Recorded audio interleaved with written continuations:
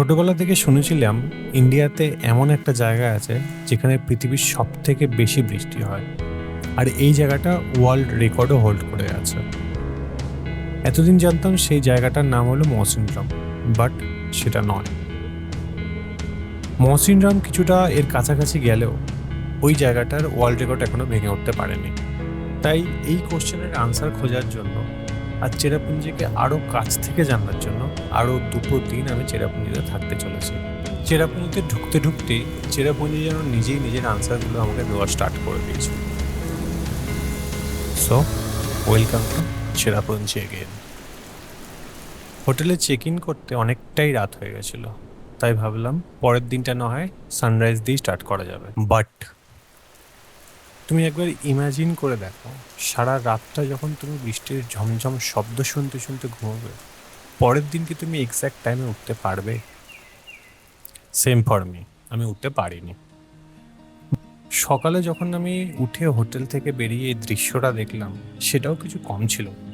শুনেছি এখানে যদি তুমি আসো, সেই ছোট্টবেলা থেকে যে স্বপ্নটা দেখেছো মেঘেদের হাত ধরে চলা, সেটা এখানে এসে সত্যি হবে। এখানে তুমি মেঘেদের ওপরে থাকবে, আর নয়তো মেঘেরা তোমার হাত ধরে হাঁটবে। বাট এত মেঘ এখানে আসে কোথা থেকে? মনসুনে প্রচুর পরিমাণে জলীয় বাষ্প বে অফ বেঙ্গল থেকে হাওয়ার সাথে এখানে এসে জমা হয়, আর এখানে ঠিক খাসি হিলের দেওয়ালে ধাক্কা খেয়ে ওপর দিকে উঠে যায়, ঠিক যেমনটা আমরা বইয়ে পড়তাম ছোটবেলায়। আর সেখানে প্রচুর পরিমাণে বৃষ্টিপাত ঘটায়। শুনেছি 1861 সালে এখানে এক বছরে প্রায় 26,471 মিলিমিটার বৃষ্টি হয়েছিল। সেটা এখনো পর্যন্ত রেকর্ড করা সব থেকে বেশি বৃষ্টি in a year in the world. So এটাই হলো সেই জায়গা যে এখনো পর্যন্ত ওয়ার্ল্ড রেকর্ড হোল্ড করে আছে বৃষ্টিতে, আর এর নাম হলো সোহরা। বাট তোমরা হয়তো ভাবছো সেটা তো চেরাপুঞ্জি। হ্যাঁ, ঠিকই ভাবছো, সেটা চেরাপুঞ্জি। আসলে চেরাপুঞ্জির আসল নাম হলো সোহরা। বাট কি করে? এটার পেছনে একটা ফানি স্টোরি আছে। ব্রিটিশরা যখন এখানে ছিল, তখন নাকি তারা সোহরা নামটাকে ঠিক মতন উচ্চারণ করতে পারতো না, তাই তারা সোহরা নামটাকে চেঞ্জ করে করে দেয় চেরাপুঞ্জি। যাই হোক, মেঘেদের হাত ধরে এগোতে থাকলাম আমার নেক্সট কোশ্চেনের আনসার খুঁজতে। এখানে 7 সিস্টার ফলস, যেটার জন্য চেরাপুঞ্জি বিখ্যাত, তার 7টা ঝর্ণার মধ্যে একটা ঝর্ণার সোর্স এখান থেকেই দেখা যায়। একটু এগোতেই চোখে পড়লো একটা সিমেট্রি, তাও আবার পাহাড়ের ওপরে। আসার সময় লক্ষ্য করেছিলাম বিভিন্ন ছোট ছোট পাহাড়ের ওপরে সিমেট্রি রয়েছে, বাট কোশ্চেন হলো কেন পাহাড়ের ওপরেই কেন? এখানের লোকালসদের সাথে কথা বলে বুঝতে পারলাম তাদের কালচারের মতে যারা তাদের মধ্যে থেকে চলে যায়, তারা যাতে আকাশের আরো কাছে থাকতে পারে বাকিটার সময়, তার জন্য পাহাড়ের ওপরেই করা হয় তাদের সিমেট্রিগুলোকে। এবার আমার কোশ্চেনের আনসার খোঁজার জন্য পৌঁছলাম। So this is eco park at Cherrapunji for you guys. আর আজকে সকালে মর্নিং ওয়ার্ক এসেছি। আমাদের হোমস্টেটা বেসিক্যালি এটার থেকে 2 মিনিটের রাস্তা।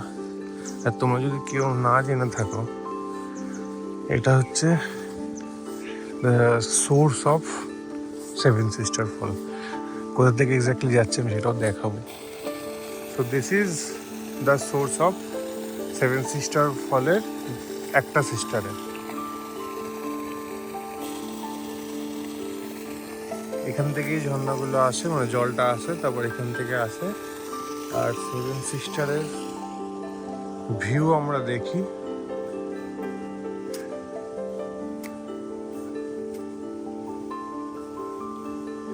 ওইখান থেকে, এখানে দেখা যাচ্ছে, ওখান থেকে আমরা ভিউগুলো দেখি।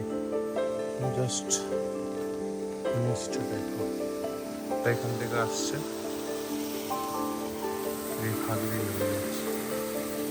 এই ভিউটাও আমরা ওখান থেকে দেখতে পাই বড় হয়ে। So let's go on the other side. ওখান থেকে পুরো ভ্যালির ভিউটা দেখা যাবে। আমার পেছনে সূর্যটা দেখতে পাচ্ছি।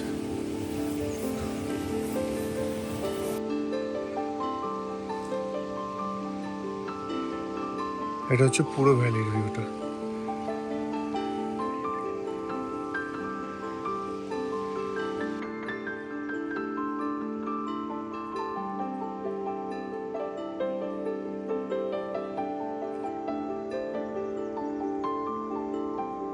ওটা হচ্ছে সেভেন সিস্টারের ঝর্ণাটা,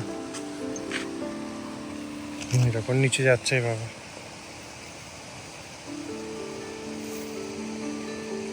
তো আমরা এক্স্যাক্টলি দাঁড়িয়ে আছি, আমি এখন পুরো সেভেন সিস্টার ফলের ওপরে। যতগুলো ঝর্ণা আছে সব এর নিচ দিয়েই যায়।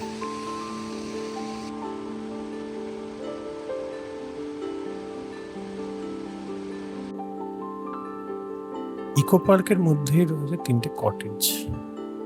এই কটেজগুলো দেখে মনে হয় একসময় এখানে কেউ থাকার জন্য বানানো হয়েছিল। একটু চিন্তা করে দেখো, যদি তুমি এখানে থাকতে পারতে। হাওয়ার শব্দ আর চারিদিকটা নিস্তব্ধ, কিন্তু আজকে কেউ আর এখানে থাকে না।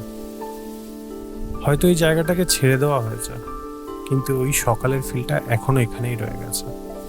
এই দৃশ্যটা দেখতে দেখতে যদি একটা গরম চা পাওয়া যায় তাহলে কেমন হয় বলো তো? ঠিক এমনটাই আমি পেয়েছিলাম ইকো পার্কের মধ্যে চায়ের দোকানগুলোতে।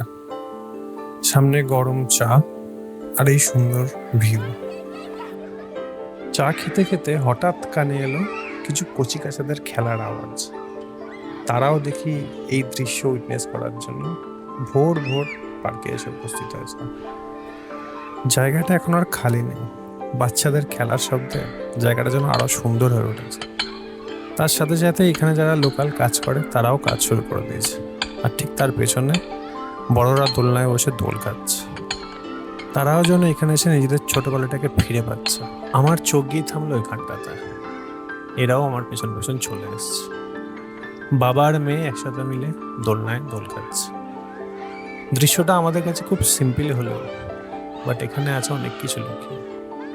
একজন বাবা তার মেয়ের সাথে সেই ছোটবেলাটাকে ফিরে পেয়েছে।